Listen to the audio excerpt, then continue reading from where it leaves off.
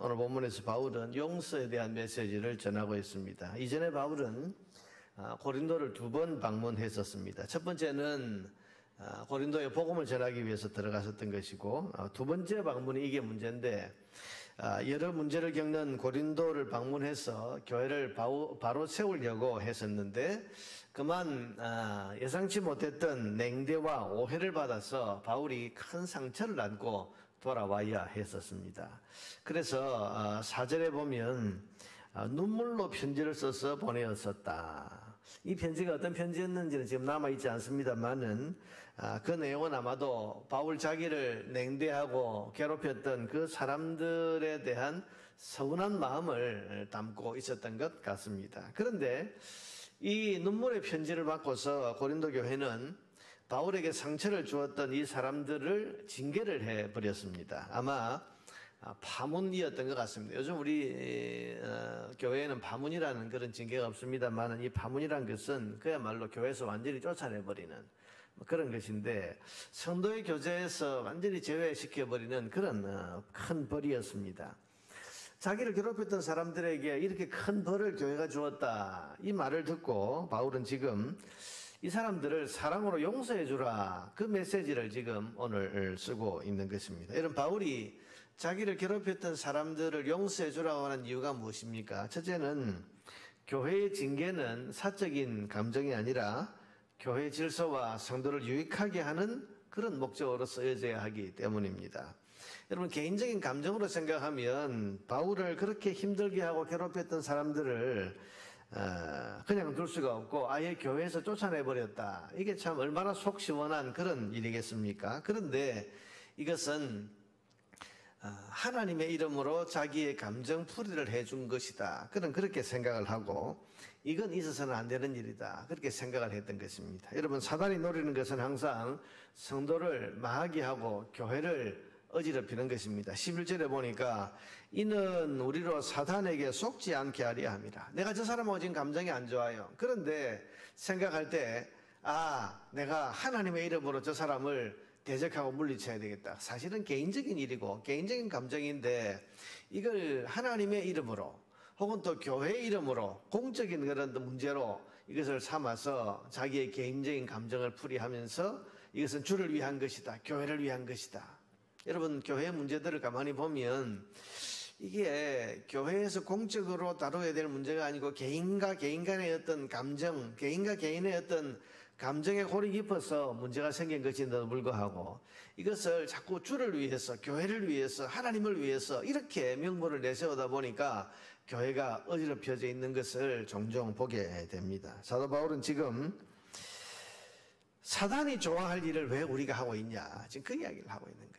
여러분, 교회 안에 성도들이 서로 싸워서 이게 갈등이 생기고 이게 교회 문제가 되고, 그래서 교회에서 이게 힘을 가진 사람과 힘을 가지지 못한 사람, 이런 대결로 이게 비춰지게 되면 결국 이것을 보고 좋아하고 이것을 기뻐하는 자 누구겠습니까? 사단입니다. 우리 성도는 교회 안에서 때로는 서로 간에 어떤 마음이 불편할 수도 있고 서로 간에 어떤 감정이 쌓일 수도 있습니다만은, 그러나 여러분, 이것 때문에 주님의 몸된 교회가 서로 다툼이 일어나고 갈등과 분열이 일어날 때 늘 생각해야 할 것이 뭡니까? 이게 누가 기뻐할 일인가? 누가 기뻐할 일인가? 사단이 웃고 사단이 기뻐할 일이다. 하나님께서 답답해 하시고 주님께서 눈물 흘리실 일이다. 여러분, 그렇게 생각하면 우리가 용서하고 우리가 개인의 감정들을 내려놓을 수 있어야 하는 것입니다.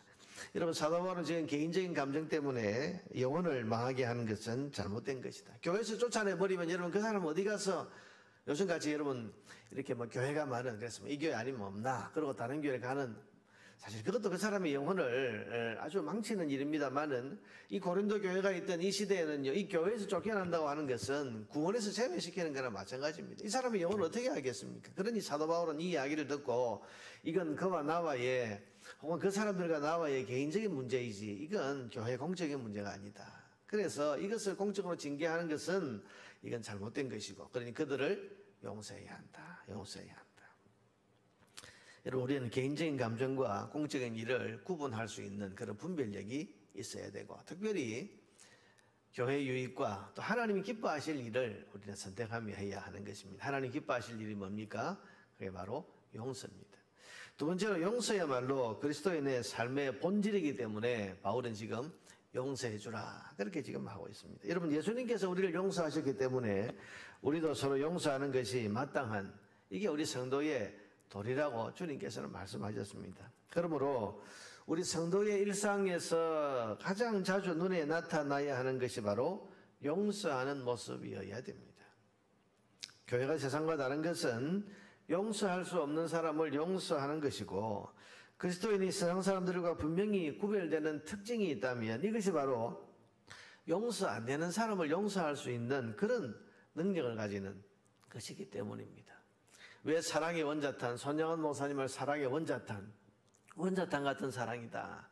그러면서 여러분, 일반 믿지 않는 사람들까지도 그 앞에 감동을 받고 고개를 숙입니까? 세상에 할 수 없는 일을 하기 때문에 그래요. 세상에 할 수 없는 일이라는 게 뭡니까? 그게 용서입니다. 주님이 가르치신 기도에도 그래서 우리에게 죄 지은 자를 날마다 용서할 능력을 가지게 해달라고 우리가 기도하는 것 아닙니까? 세상은 교회와 그리스도인들을 향해서 기대를 가지고 있습니다. 우리와 다른 모습을 보여달라는 거죠. 여러분, 교회를 향해서 우리와 좀 다른 모습을 보여달라. 우리가 살 수 없는 걸 좀 살아주고 우리가 할 수 없는 일을 너희에게서 보고 싶다. 이게 여러분 세상인 교회를 향한 진정한 기대입니다. 교회가 세상과 다른 모습을 보여주지 못하고서 또 세상이 할 수 없는 일을 해내는 능력을 보여주지 못하면서 세상에 대한 권위와 지도력을 가지려고 해서는 안 되는 거죠. 여러분, 물론 여러 가지 오해도 있고 여러 가지 편견도 있습니다만은, 그러나 오늘 한국 교회가 우리 한국 사회에서 권위와 지도력을 잃어버리게 된 그런 이유 중에 하나가 뭐겠습니까? 세상이 하지 못하는 일을 교회는 할 수 있어야 되는데 세상이 못하는 일을 교회도 못하고 있고, 불신자가 못하는 일을 성도도 구원받은 하나님의 백성도 똑같이 못하고 있으니까, 그러니 그게 무슨 권위가 있고 무슨 지도력이 있겠습니까? 여러분, 예배당이 크고 사람이 몇만 명, 수십만 명이 모인다고 해도 사회에 권위가 생기는 게 아니에요. 지도력이 생기는 게 아니죠. 교회는 세상과 다른 모습을 보여줄 때, 그럴 때 진정한 권위와 지도력을 가지게 되는 것입니다. 그런데 세상이 할 수 없는 일 가운데 대표적인 하나가 바로 용서하는 일입니다. 용서. 여러분, 용서가 됩니까? 세상에 용서가 안 돼요. 세상에는 용서가 없어요. 너무 힘든 일입니다. 우리가 과거사에 지금 매달리고, 지금 우리 최근에 우리 사회를 분열시키고 갈등과 다툼으로 일어나는 일이 다 과거사에 대한 건데, 그게 다 용서 못 하겠다는 거 아니에요. 용서 몇 년 전에 일 용서 못 하겠다. 몇십 년 전에 일을 용서 못 하겠다. 심지어는 일제시대 70년, 80년 전 그때 일들도 우리 용서 못 하겠다. 용서 못 하겠다.